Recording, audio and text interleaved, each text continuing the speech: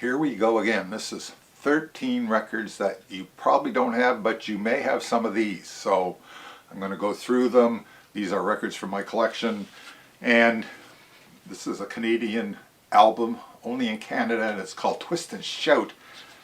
Love that cover.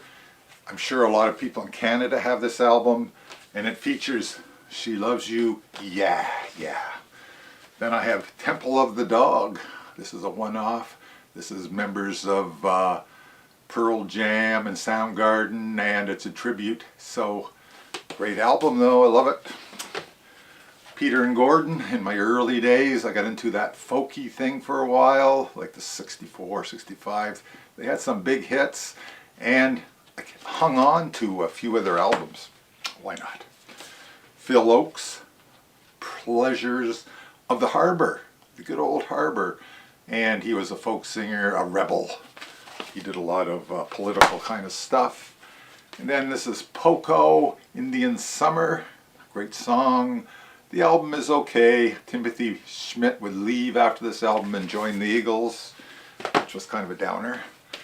This is Youngblood's Earth Music, and my sister won this at a radio station at the time and gave it to me because she didn't like it. And I didn't like it for the longest time, and then I listened to it 2 or 3 times, and I love this album. Absolutely love it.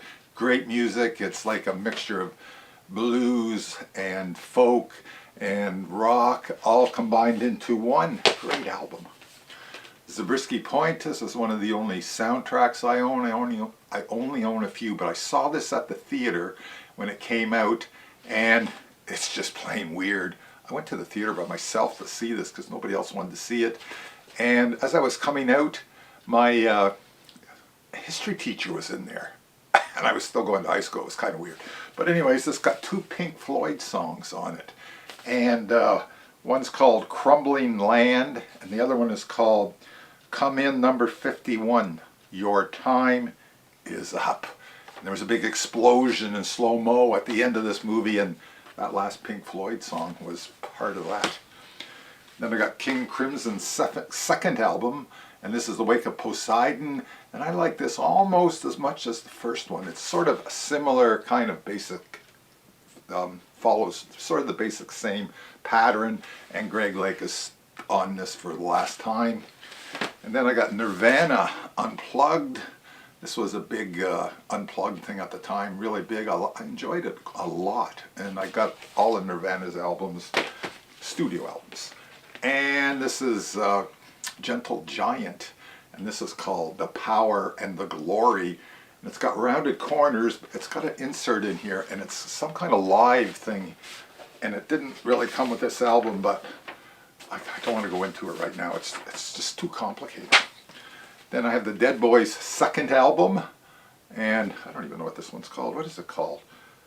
I can't even read that. You'll just have to go by the cover. It's kind of not as good as the first one, not even half as good. Then I got a Canadian band, Motherload, and they had a great hit called When I Die, and what a great song. And I saw them at the Toronto Pop Festival, and they did that song. What a great song that is. And then last but not least, we have Man, and this is a group from the, I don't know if they were from Ireland or they're from the UK anyways, somewhere in that vicinity. And this has got one great song on it called Hard Way to Die. So that's 13 albums. You may have them, you may not. Doesn't matter to me. It's just kind of doing this for fun. So I'm signing off again. So long.